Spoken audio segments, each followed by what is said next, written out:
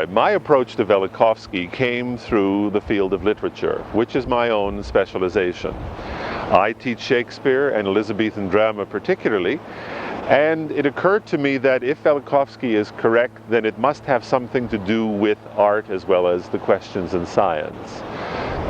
To put it in simplest terms, I think that if Velikovsky is correct and the catastrophes occurred, and if the concept of a racial memory is correct, that we do all possess unconsciously memories of these catastrophes within us, then there must be an effect perceptible in the domain of creative art. Because I think that art is a production of society, that we as a culture, as members of Western culture, produce creative art for our culture. And therefore, if we are traumatized, if we have a racial memory of what Velikovsky said happened, then it must affect art. And my theory is this: these things are too horrible to be remembered directly. Therefore, we have to suppress them out of conscious memory. However, they are too powerful to be kept continuously, safely suppressed. They keep coming up again, and we have to push them down, and they come up, and we have to push them down. So we as a group, as a culture, as Western culture, have to evolve systems which will allow us to live with these memories so that we can function consciously without them interfering with our daily lives. And I think that art is part of the system we have evolved. In other words, in great art, in the most enduring and the most popular art, I think that we have evolved a system whereby we can recall the Velikovskian events in disguise, and the closer the events in art can come to mirroring the actual events without actually being the same, the more intensely we can remember these events, but we always put it within a happy ending framework. And so we remember safely, we remember indirectly, we remember in disguise. And this allows us to re-forget. This is the function of art. We remember so that we can re-forget. Each time the memory comes up, we can experience the memory vicariously, unconsciously in the form of art, and we can push it down again. So that every culture, every age, every language group must produce its own recreations in art, in disguise, of the events that Velikovsky says occurred. And that is why every age in Western culture produces the same kind of art, the same comedies, the same tragedies, the same mythologies, the same dreams, the same political structures. Art is a mechanism by which we can endure memories which are too horrible to face directly, and it allows us to face these memories in a situation whereby the happy ending makes the remembering safe, so that unconsciously we remember the horrible facts, consciously we are reassured, and art is therefore a collective psychological mechanism which allows us to function in everyday life without having to face these memories directly. Now, I evolved this as a theory of literature, as a theory of art, from Velikovsky. And then, in my book, I perform what we might call a thought experiment, or else an experiment on literature. That is to say, after having stated the theory hypothetically, I then ask myself, can we find traces of this in art which will then tend to confirm the theory? And I looked in Shakespeare, which is my own field, and the result of my discoveries in Shakespeare is my book, Collective Memory and the Springs of Art. The point of the book is to demonstrate, after having stated the theory at the beginning, that the plays of Shakespeare, the examples I have chosen, indicate that there is a subconscious level of action and symbolism and reference in the plays which imitates the Velikovskian events in such a way that we unconsciously understand what is going on, and we are unconsciously comforted by the experience of a Shakespearean play. And this, to me, explains the deeper dimensions of Shakespeare's almost universal attraction. One of the reasons why he is perhaps the most universal author who has ever written is precisely because he contains, to a greater extent than most other artists who have ever written, the catastrophic elements which we need to experience in order to re-forget them.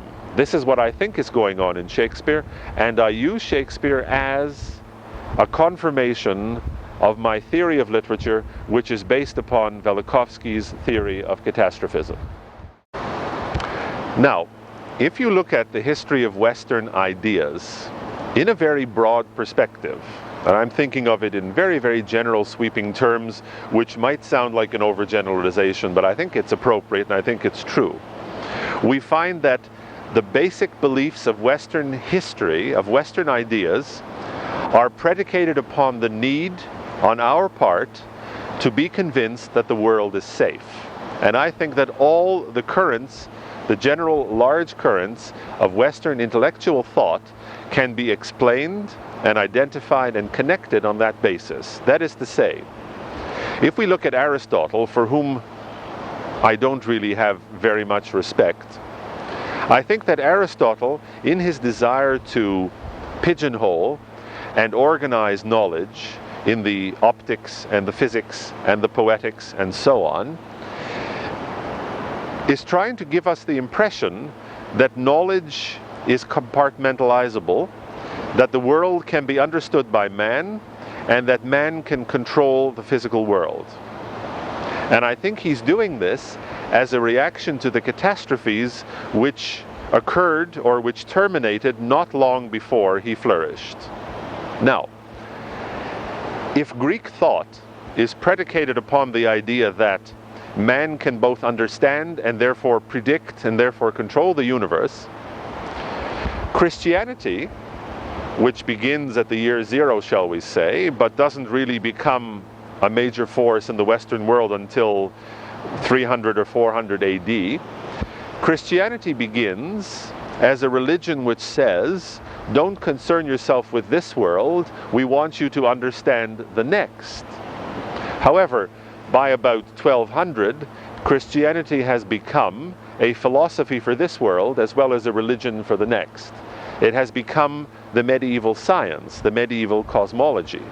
And if you look at medieval Christianity in its most unlikely marriage with Aristotle and people like Ptolemy, you then find that the Christian science contained in Christian theology of the Middle Ages tells us that the world is safe because God keeps it safe. It therefore argues that we need not concern ourselves about the world because God is in control. When the astronomical revolution initiated by people like Copernicus and Galileo had a sizable effect upon Western thinking, this removed man's confidence in God. And therefore the Western world needed a new source of confidence, which was given to it by Newton. That is to say, Newton's depiction of a clockwork universe, which has been wound up by God, presumably. He may not be here now checking on it. Maybe he has other universes or other clocks to wind up. But the world will run like a perfect clock, and gravitation replaces God as the basis for certainty in the stability of the universe. The entire universe is connected by gravity. It is a perfect clock. Nothing has ever gone wrong from the moment of creation, and nothing ever will go wrong. So, the Newtonian clockwork universe is designed to create within us the feeling, or shall I say the illusion, of cosmic stability, in the same way that medieval Christianity's emphasis upon a God-centered world was, and in the same way that Aristotle's emphasis upon the logic of man and his concept that things are eternal and never change was.